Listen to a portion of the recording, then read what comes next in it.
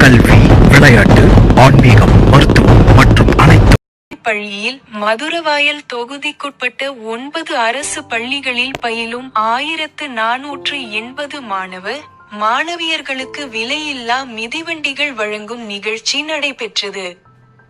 அத்துடன் கடந்த ஆண்டு மதுரவாயல் தொகுதிக்குட்பட்ட அரசு பள்ளிகளில் முதல் 3 இடங்களை பிடித்த மாணவியருக்கு 10,000, 5,000 மற்றும் 2,000 என்ற வரிசையில் நிதி மற்றும் பரிசுகள் வழங்கப்பட்டன.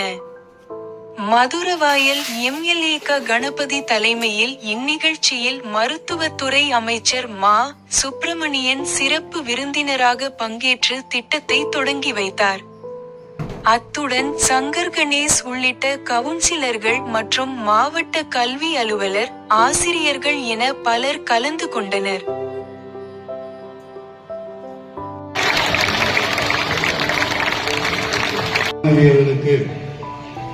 மிதிவண்டிகளை வழங்குகிற இந்த அற்புதமான நிகழ்ச்சிக்கு தலைமை பொறுப்பேற்று வருகை தந்திருப்பவர்களை வரவேற்று சிறப்பித்து வைத்திருக்கிற சென்னை மாவட்டத்தின் முதன்மை கல்வி அலுவலர் பெருமதிப்பிற்குரிய ஜே.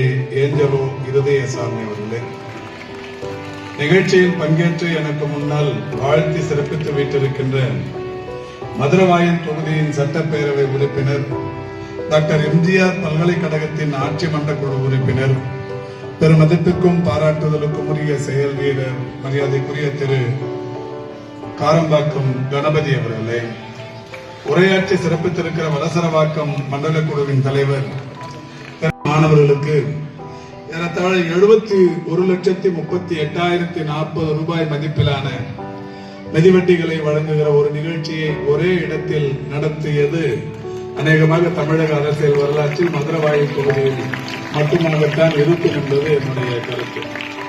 இங்கே 9 பள்ளிகளைச் சேர்ந்தவர்கள் வந்திருக்கிறீர்கள். போரூரில் இருக்கிற ஆண்கள் மேல்நிலைப் பள்ளி, போரூரில் இருக்கிற பெண்கள் மேல்நிலைப் பள்ளி, ஆலப்பாக்கத்தில் இருக்கிற அரசு ஆண்கள் மேல்நிலைப் பள்ளி,